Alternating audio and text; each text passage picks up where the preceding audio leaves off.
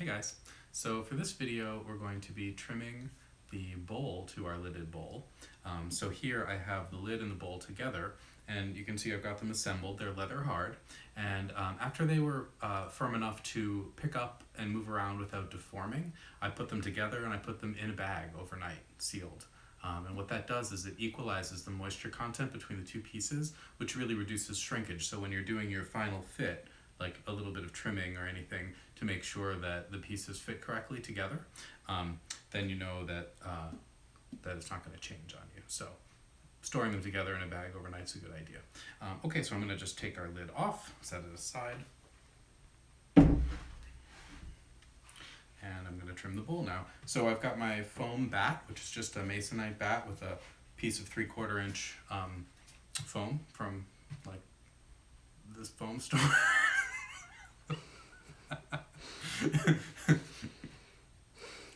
Here I have my 3/4 inch foam bat, which is just a piece of foam glued to a masonite bat.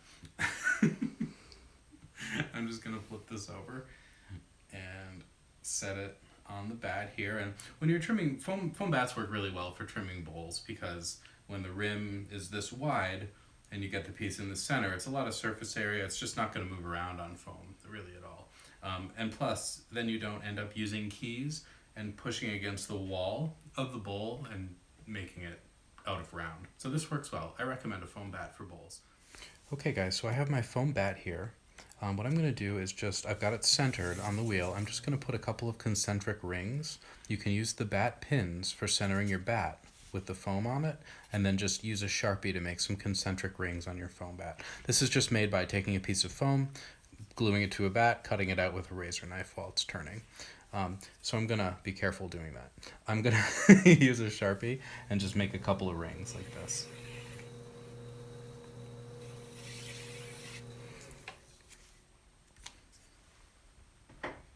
Okay. I'm going to take my bowl, flip it over, and you can basically use this ring to do a lot of the centering. You can see right here, the bowl is closer to the ring than it is on the opposite side over here, right? So you know if it's very close here, you can push it away from that side and just try and split the difference. So that's one way to go about centering something like this. Another way is to use the needle tool, hold it still with your arm down on your leg, and you're braced, and then just move until you start to scrape the piece like that. So you can see this is our mark. What this mark indicates is the most eccentric part of the circle. So we're just going to take that mark, and we need to push that eccentric part of the circle back into the center.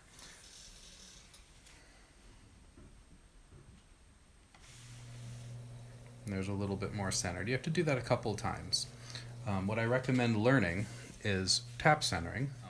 For tap centering, you're just going to watch the space between the pot and your fingers. There's going to come a point in the rotation of the piece where it's closest to your fingers. That's where you want to tap. So you can't be like touching the piece, because if you were to be touching and then come back and then come forward again to tap the piece into center, the right place to hit will have already gone by. So the idea is to be back here and just anticipate the closest point in the pot's orbit to your fingers, and that's where you give it a little tap. It looks like this.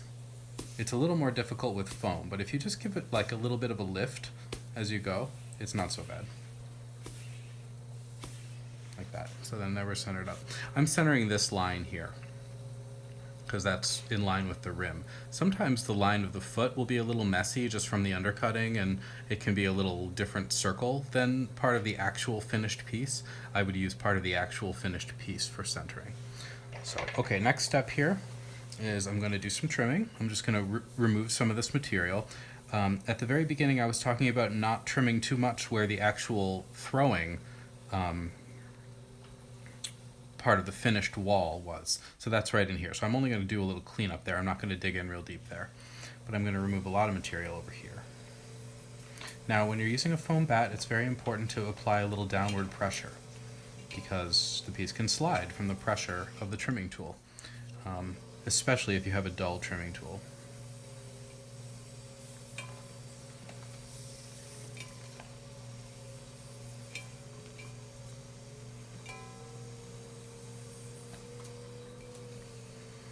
So for this initial part of the trimming, I'm just using a larger tool, and I'm just sort of continuing this, this shape. So the shape that starts up here, and I'm going to make it kind of continue to its natural completion at the bottom of the pot, or the top when it's upside down like this. And that's a good place to begin. Like the point where that line ends is a good place to start thinking about for a finished diameter of the foot. So what I'm going to do next is cut an angle in here. I'm switching over to a little triangle shaped tool.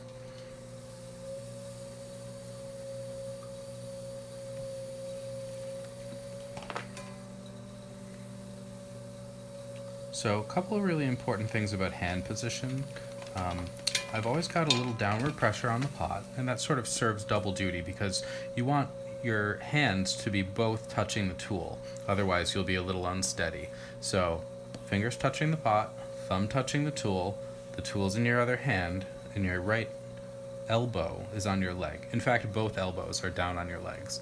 That gives you a really stable base. So the pot's not going to move you around at all.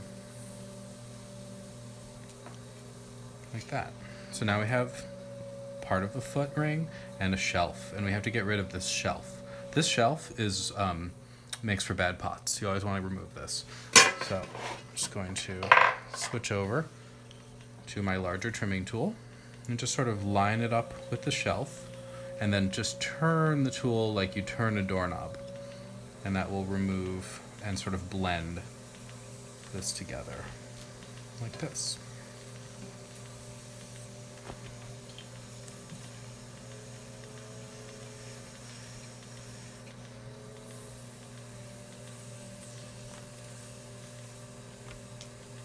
I'm going to cut the foot a little deeper here.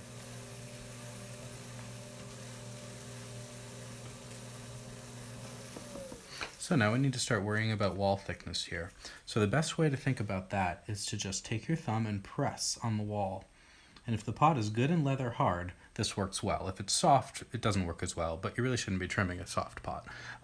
So push on the wall, and if you get a dent, like a divot in the wall, you'll know that you can remove more. If the wall flexes under your thumb, then you'll know it's really time to stop. So I'm just getting a little divot, and I'm not getting any like flex to the wall. So I'm going to remove a little bit more material. In fact, I'm going to cut using my triangle tool a little bit deeper so I get a nice high foot.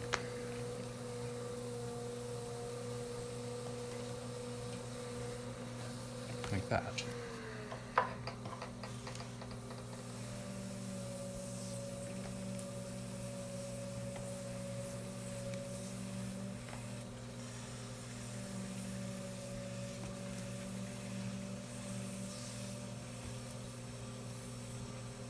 There. So that's a really, really shallow arc, and which is almost like a straight line in profile, and I'm good with that shape because this is also a shallow arc, and I kind of like how those types of shapes come together. So I'm going to aim for something like that. I'm going to refine where these two curves meet a little bit.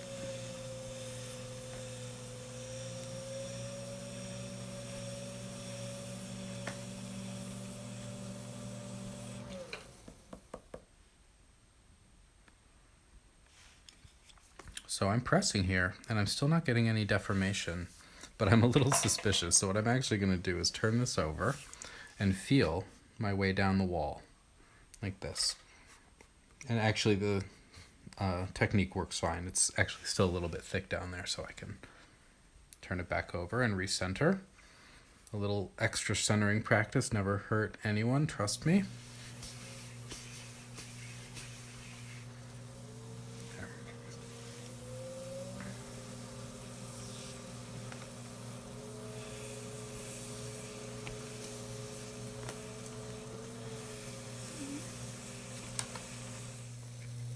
I'm going to have my left middle and ring finger riding out on what will become the foot, and I'm going to have my thumb touching the tool here. I'm just going to dive in. I'm going to leave maybe 1/2 inch or 3/8 of an inch of thickness. So what I'm saying is extra. right? We're going to thin this down later. I'm going to dig right in, and we're going to go down pretty deep, almost as deep as the finished depth. I've talked about this in other videos, but if you make this as deep as out here, or almost as deep as out here, and you'll know because this is a curve on the inside, right? If it's made correctly, it'll be a curve on the inside, and this depth will only be a little bit more than this depth in here. So I'm going to cut most of the way down so that when I start in the center and work my way out to remove material, the ring that I'm cutting will actually remove itself from the pot. You do this as a safeguard so you don't trim through your foot ring. Okay, so I'm going to start in the center now that I have my nice deep groove here marking the interior of the foot ring. I'm going to work my way out like this. And one important thing to notice is I'm using the right hand edge. Did you see how that just released? I'm using the right hand edge of the tool, and that will leave behind a fairly smooth surface. So dig in with the right hand edge of the tool, work your way out and across like this, and then watch, it just comes right off. What can happen is, as you get out to this outer ring, like if you didn't have this groove here, this surface is moving very fast and it can catch onto your tool faster than this surface in here because it's a wider diameter. So if you're moving across, it can start to kind of grab your tool and you'll end up cutting through the foot, and then you don't have any clay where you need it. So this is a good method.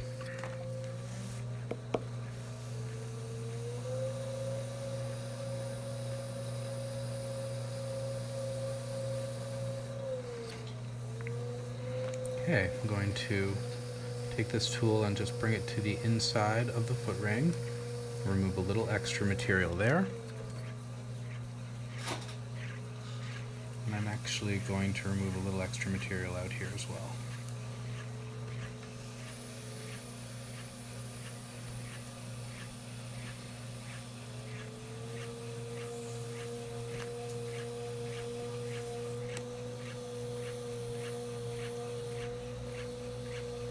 Now, very important, going to bevel both sides of the foot ring, so that means remove the corner, and then roll the tool over the top.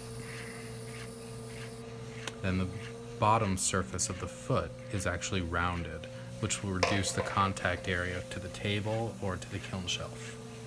There's some good reasons for doing that. It prevents clay from sticking, it prevents pots from wobbling on your table. It's helpful. So now I'm just going to clean up the interior here using a larger tool.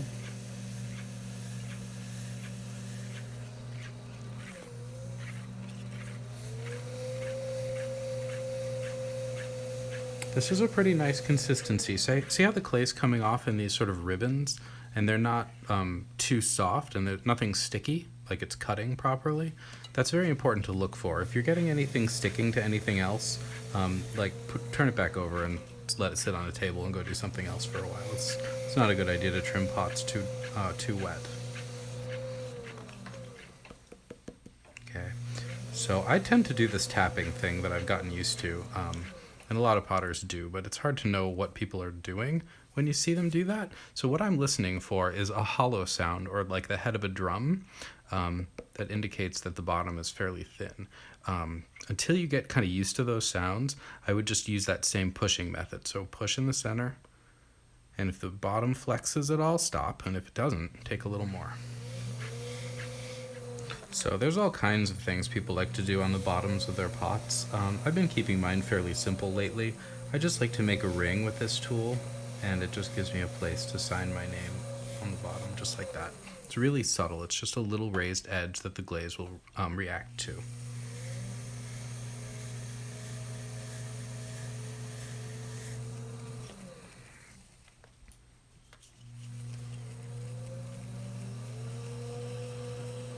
Okay, now this is the most important thing. Pick up your piece when you're just about there and really check the thicknesses and make sure that it doesn't feel heavy, especially make sure that it doesn't feel heavy in a particular area. So for instance, yeah, there's still some weight here. We got some work to do, guys. So the wall thickness is okay. As I get down to the bottom, the thicknesses get a little bit less so. So there's still some clay here, And I'm gonna just check the bottom. Bottom's good. So really there's just extra clay here. This is why tap centering is so worth learning. You make better pots if you can center quickly, because you can continually take them off the wheel and check the thicknesses. It's a good idea to practice that.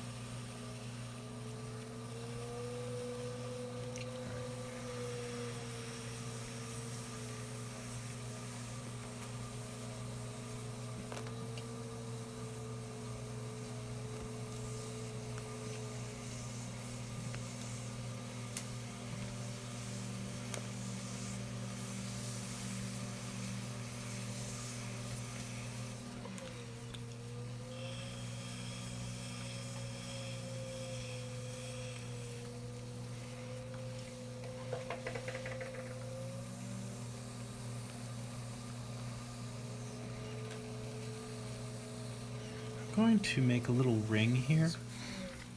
You can see it acts as a catch for the glaze.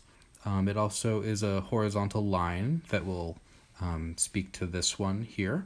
So you sort of get a couple of similar elements working in a piece, and it tends to come together a little bit better. I just like how it separates the foot from the pot as well. It creates a shadow. It does some nice things. So that's a foot that I use a lot, that I learned once, and I've always I've stuck with it quite a long time. Okay. There we go. So last step, I'm just going to take a wet sponge, run it over the trimmed surface, and that will remove any little fuzz from the trimming, and also it will moisten the surface so I can burnish it. So I use a sheet metal rib to polish the foot, like this.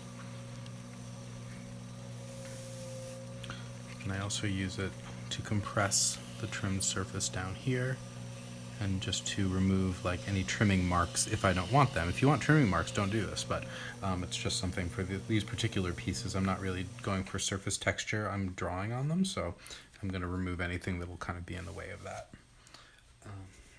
Okay guys, so this is our finished bottom to our lidded bowl, or the bowl. Okay guys, so here's the finished trimmed bowl. You can see that the foot is at an angle that's slightly opposed to the angle of the bottom of the bowl here. So that kind of presents the subtle volume here. I've got the ring, which I like to put as a glaze catch, and yeah, came out pretty nice. So next step is I'm going to trim the lid, but that'll be the next video. So thank you for watching. I hope you found that helpful. See you in the next one.